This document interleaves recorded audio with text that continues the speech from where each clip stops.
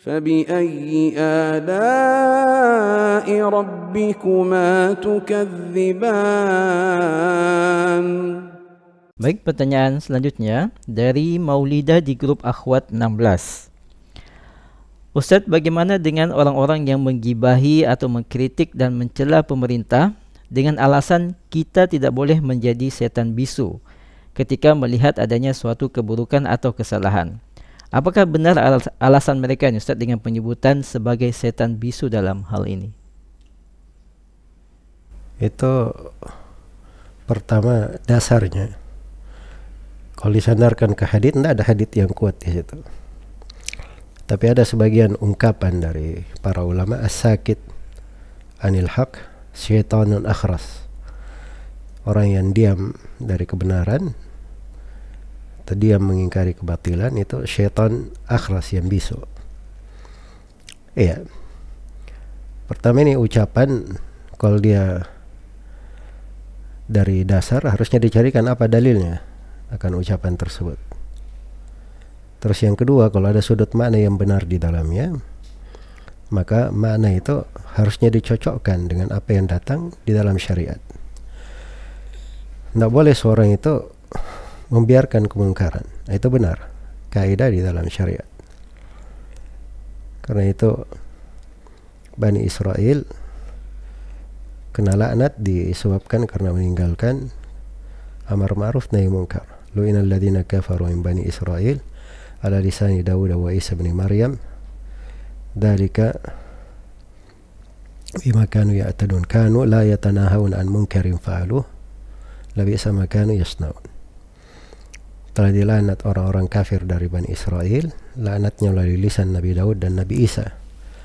Hal tersebut karena mereka melampaui batas, mereka tidak saling melarang dari kemungkaran yang mereka lakukan. Nah, itu dari sebab laknatnya. Iya, nah, itu kaidah benar. Cuman juga harus diketahui bahwa kemungkaran itu bertingkat-tingkat. Makanya Nabi Sallallahu Alaihi Wasallam memberikan pembagiannya. Diriwayatkan oleh Imam Muslim dari Abu Sa'id Al-Khudri radhiyallahu taala anhu, Rasulullah sallallahu alaihi wasallam bersabda, "Man ra'a minkum munkaran falyughayyirhu bi yadihi, fa illam yastati' fa bi lisanihi, fa illam yastati' fa bi qalbihi, wa dzalika adhaful iman." Siapa di antara kalian yang melihat kemungkaran, maka jangan dia hendaknya dia rubah dengan tangannya. Kalau dia tidak mampu, itu bukan wewenangnya, bukan wilayahnya, maka dia rubah dengan lisannya. Kalau bukan wilayah dia, atau dia tidak mampu untuk hal itu, maka dia rubah dengan hatinya. Dan itu adalah selemah-lemah keimanan. Iya. Jadi kalau dia tidak bisa mengingkari dengan tangan dan lisan, dia ingkari dengan hati, dia tidak dibilang syaitanun akhras. Jadi jangan selalu memahami bahwa mengingkari kemungkaran itu harus dengan lisan, harus dengan tangan. Merubah kemungkaran dengan tangan itu juga ada rinciannya. Pada hal-hal yang merupakan wilayah pemerintah, nggak boleh ada yang masuk di wilayah pemerintah menurut kesepakatan ulama. Karena itu di pembahasan hudud, hukum-hukum, nggak ada yang boleh rakyat misalnya lihat orang mencuri, dia potong tangannya. Wah, ini kemungkaran. Diam dari kemungkaran, syaitan bisu, potong tangan orang. Itu belajar dari mana, memahami dari mana perkara agama.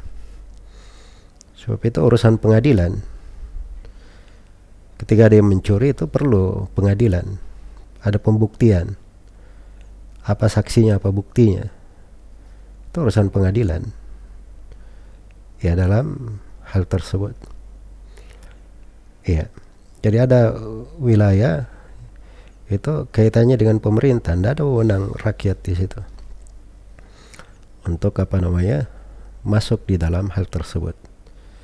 Kalau misalnya dia dapat pencuri, itu bukan wewenangnya untuk menghakimi, tapi dari bentuk kemungkaran, misalnya dia laporkan ke polisi, pihak yang berwenang, atau kalau pencurinya ketangkap, dia serahkan kepada pihak yang berwenang, bukan main hakim sendiri. Iya. Kemudian kalau misalnya ada kemungkaran, yang kalau kemungkaran ini dirubah dengan lisan akan menyebabkan kemungkaran yang lebih besar, maka itu diharamkan hukumnya di dalam syariat. Iya, diharamkan hukumnya di dalam syariat. Karena itu tidak pernah ada di dalam sejarah orang-orang yang kudeta terhadap pemerintah kemudian lahir setelahnya kebaikan. Itu belum pernah ada di dalam sejarah. Sampai di kejadian-kejadian yang kita lihat di masa kita, lihat aja negara-negara yang terjadi kudeta, penggulingan kekuasaan, sampai sekarang huru-hara prahara. Kita juga masih merasakan pahitnya, disebabkan karena dosa orang-orang yang mengisukan tentang KKN, menurunkan pemerintah, membuat kekacauan. Sampai hari ini perekonomian kita terlanda, disebabkan karena dosa orang-orang ini. Jadi hal-hal yang seperti itu adalah kemungkaran yang tak pernah ada di dalam sejarah. Orang itu merubah kemungkaran akan melahirkan kemungkaran yang lebih besar dengan cara yang seperti itu. Iya. Tapi kalau dalam wewenangnya dia mampu merubahnya dengan kesabaran, tutur kata yang baik, dan yang paling pentingnya di dalam amar ma'ruf nahi mungkar, dia punya ilmu bahwa ini perkara yang ma'ruf, dia ajak ke situ, benar.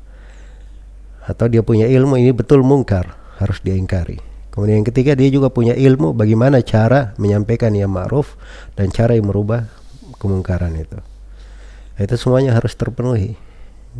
Jadi jangan tiba-tiba santai mengambil satu kalimat dari ulama dia pakai di mana-mana. Orang yang diam terhadap kebatilan, syaitan yang bisu. Itu ucapan dikasih dalil dulu, kemudian lihat bagaimana rincian syariat di dalam hal tersebut. Jadi luas pembahasan itu. Nah ini apa yang saya terangkan sedikit dari banyak rincian di dalam pembahasan. Iya, karena itu untuk setiap muslim dan muslimah hendaknya di dalam beragama di atas jalur pertengahan, tidak berlebihan, tidak juga menyepelekan, tetapi selalu bertanya kepada orang yang berilmu agar supaya diterangkan segala sesuatu itu sesuai dengan kadarnya dan kondisinya. Semoga Allah memberi taufik kepada semuanya.